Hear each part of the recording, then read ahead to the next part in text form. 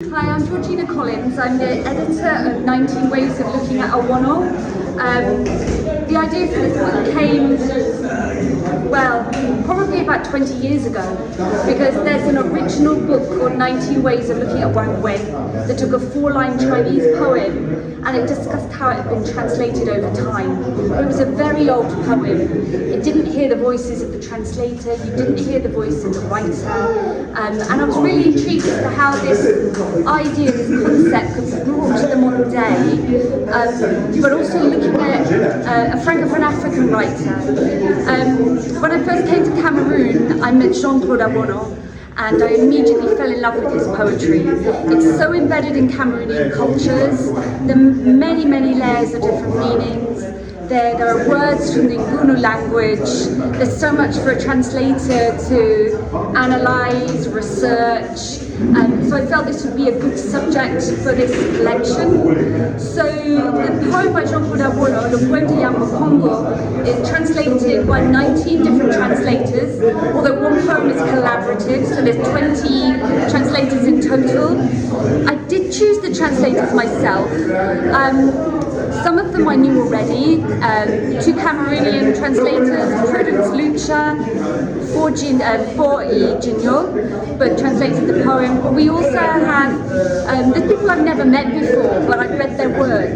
I'd seen the translator perform, or I'd just heard on the grapevine that there was some talent.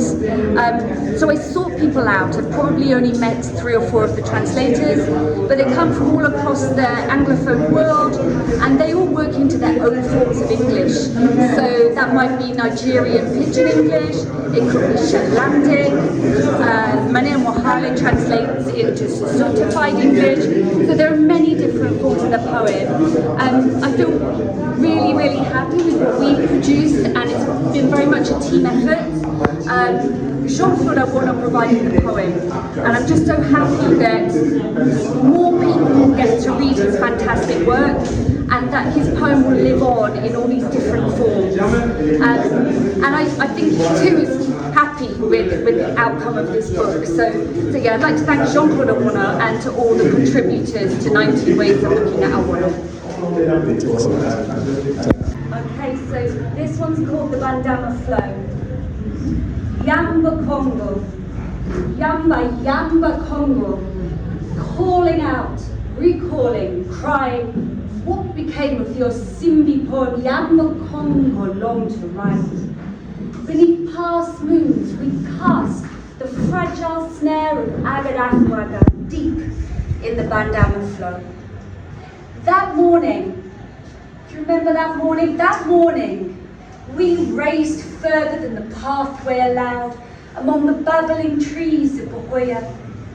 And on the banks of the Bandama, our calls had been heard, and we scooped up replies that had fallen from the sky in the night. That morning, think back, that morning, we pondered which part of the moon we would pinch for our blind man's bluff.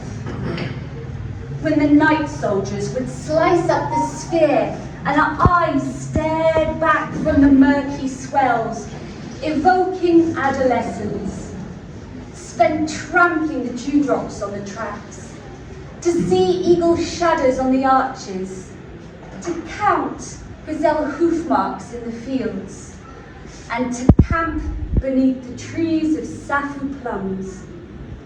And nothing could stop us. And we sang a sleepy dance in the Bandama's darkened nest, the snare our inspiration, and never imagined such heroic exultation or narration of the infamous poem Yamba Congo, long to write, as Agadakwaga bewailed his beaten snare beneath the eagle-sodden sky.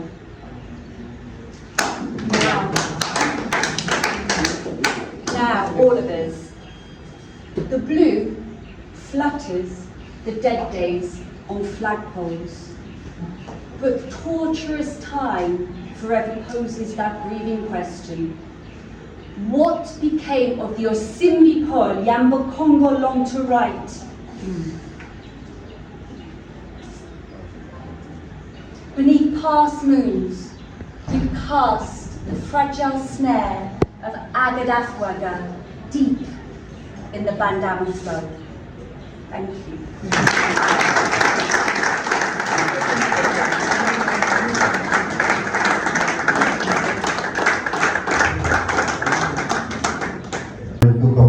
I prefer not.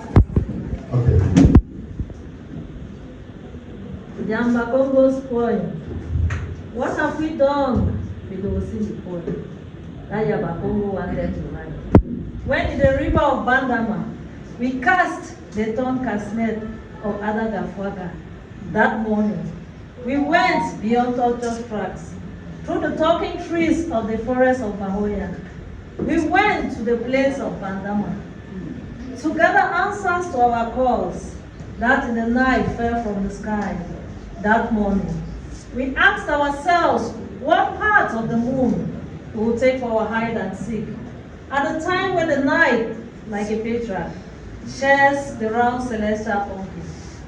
Over broken waves we gazed at our heads and remembered our childhood days that we spent beating dew along footpaths, celebrating the shadow of serpent eagles on walls, counting their footprints of gazelles across palm ridges, camping under plum trees. Excited, nothing could burst our bubble, and we sang as we danced, the slow net-casting dance in the haunted cave of Bandama. And no one imagined the epic new trance of the Osidi poem that Yabakongo wanted to write. When under the sky overcast by serpent eagles, Adagafoga cried for his casnet. Today the sky stretches over the mass of bygone days, but the shattered past it poses a soulful question. What have we done with the Osindi poem that Yabakongo wanted to write? When in the river of Bandama, we cast the torn casnet of Adagafoga. Thank you.